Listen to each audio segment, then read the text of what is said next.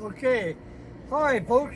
This is going to be a continuation of my video on making these cardboard briquettes, fire briquettes.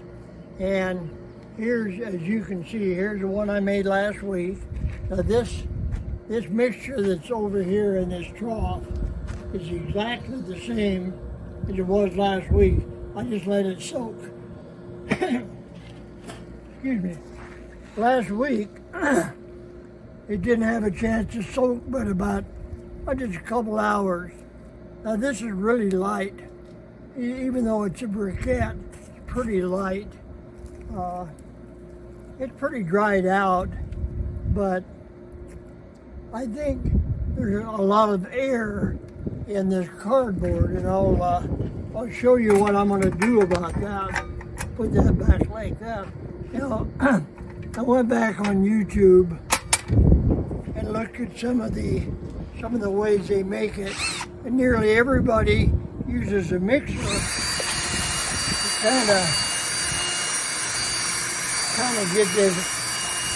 And this is a mixure for Vicky's epoxy, and it doesn't do what I want it to do.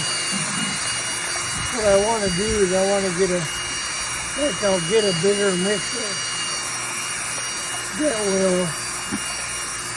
will beat this stuff up and get it to where it's not like this. Oh, that's pretty soaked. But you can see there's a lot of places like there where there could be air in there.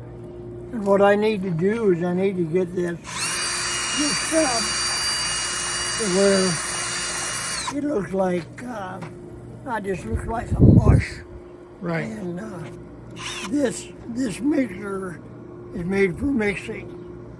But I've got to get the run that does pulverizing as well.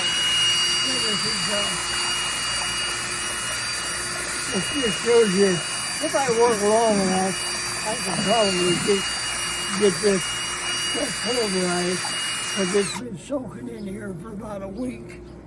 So this is the same stuff that you mixed last week. Was here last week. Yeah. I put some more of the cardboard in, and I put some more water in.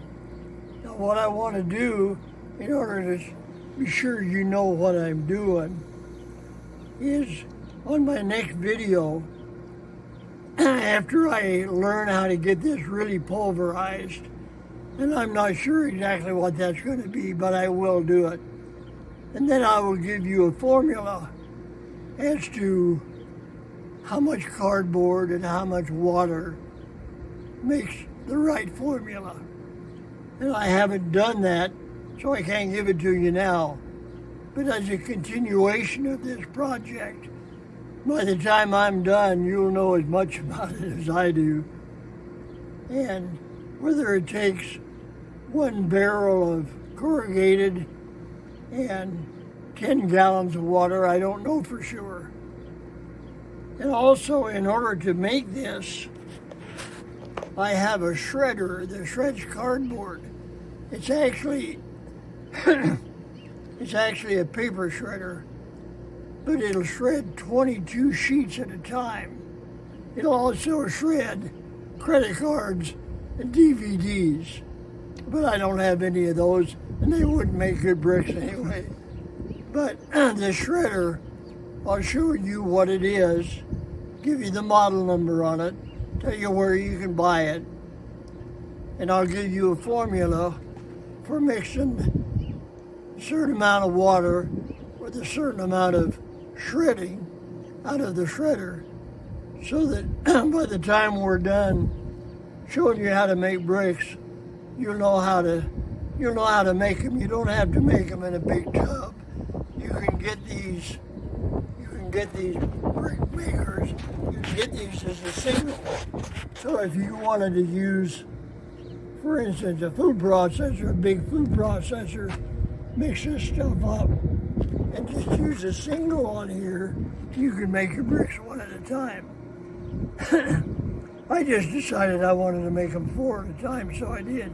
if they'd had one of these with 8 pockets, I probably would have got it. But this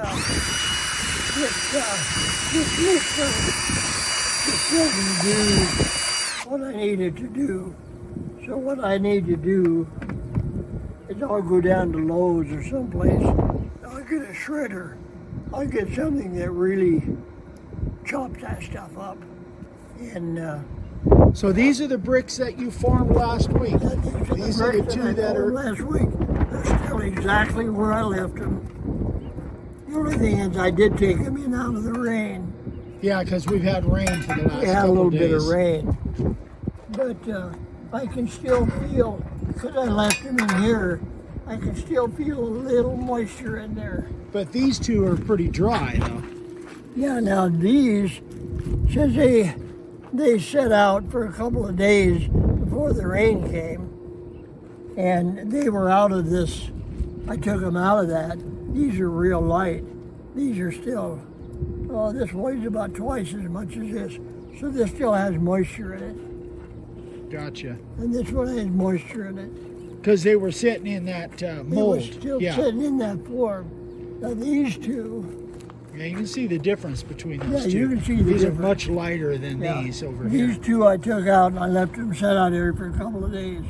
These I just now took out. And you can see that they actually rose a little bit too. Yeah, they expanded a little bit. Yeah. Why I did that, I don't know.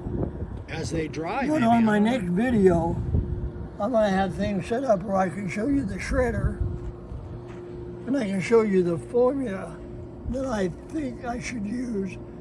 I'll show you the disintegrator that I use to really chop that shredded stuff up. So by the time we're done, by the time I'm done with this video, I may make, I'll make at least one more, maybe two. So by the time I'm done, you'll know as much about it as I do.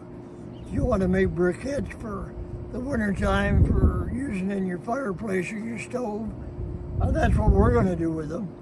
This summer, during the 6 or 7 hot months of summer, I'll probably make 1,000 of these, and I'll have them someplace where the rain won't affect them. As a matter of fact, I may build a whole platform out here beside the house just to do these.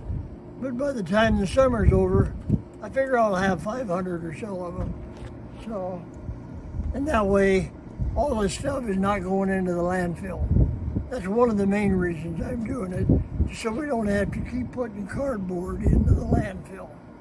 And we get catalogs and we get junk mail. I just run it through the shredder. Some of it I don't even open. I just run it through the shredder.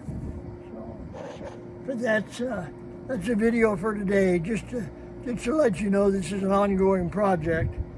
And I've got at least one more, maybe 2 more videos. And I'll show you that shredder. I'll show you how to get this stuff pulverized up. And I'll show you again how to make bricks next week. Okay. And that's it for this one. We'll see you on the next one.